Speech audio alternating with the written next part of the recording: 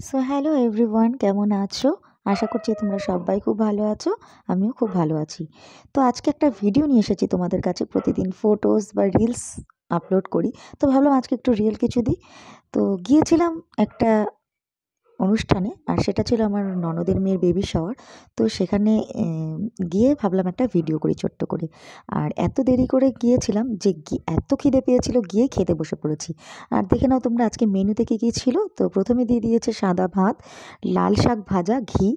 আর তারপরেই চলে এসেছে মাছের মাথা দিয়ে মুগের ডাল আর ঝুরি আলু ভাজা। তো লাল শাক দিয়ে ভাবলাম শুরু করে দিই, অল্প করে ভাত মেখে নিয়ে খেলাম। আমি শাকটা ন্যাচারালি অনুষ্ঠান বাড়িতে খাই না, বাড়িতে খাই, কিন্তু খাই না এর কারণ হলো শাকটা ওরা ঠিক মতন পরিষ্কার করে ধোয় না, হয়তো একটু বালি কিচকিচ করে বলে আমি খেতে চাই না। তবুও খেলাম একটু, যেহেতু শাকটাই শুভ, তো সেই জন্য একটুখানি খেলাম।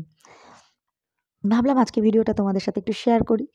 তোমাদের কেমন লাগলো ভিডিওটা অবশ্যই আমাকে জানিও। যদি ভালো লাগে এরকম ভিডিও আরও আমি আপলোড করব। তো দেখো, তারপরে চলে এসেছে ডালটা আমি একটু লেবু চিপে খেলাম। এমনি পাতিলেবু, তবু লেবু দিলে ডালটা বেশ ভালো লাগে খেতে। তো ডাল দিয়ে আলু ভাজা দিয়ে খেলাম। ডালটা বেশ ভালোই হয়েছে, আর অনুষ্ঠান বাড়ির ডালটা খুবই ভালো হয় খেতে। আমার সবচাইতে অনুষ্ঠান বাড়িতে ডালটাই বেশি ভালো লাগে। আর তারপরে দিয়ে দিল পটলের দোরমা। পটলের দোরমাটা বেশ ভালো হয়েছিল, মানে অন্য রকম আর কি, খুব সুন্দর হয়েছিল খেতে। তো পটলের দোরমা দিয়ে অল্প করে খেলাম। আর তারপরে দিয়ে গেছিলো চিংড়ি মাছের মালাইকারি।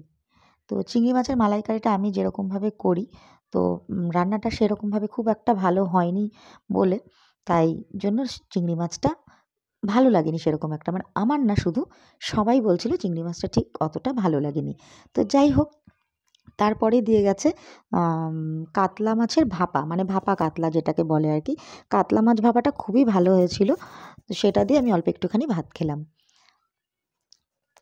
আর যেহেতু এটা সাধের অনুষ্ঠান, তো সেখানে চিকেন বা মাটন এগুলো করতে নেই, মানে শুভ অনুষ্ঠান হিসেবে মাছই করতে হয়।